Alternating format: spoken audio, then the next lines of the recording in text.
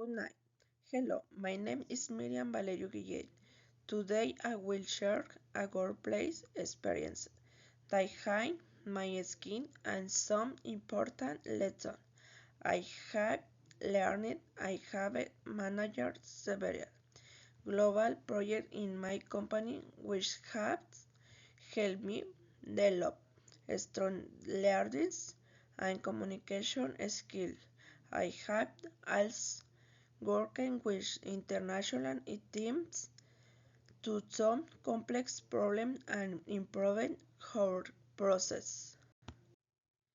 Last year, I had been working on material requirement planning system for months before we received a suited request from major clients because had been analyzing the data and the preparing solution. I want have to respond quicker and efficient. I had spoken about the client's urgent needs here.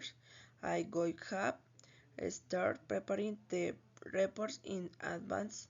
The good have saved have a lot of time and reduced stress for the work team.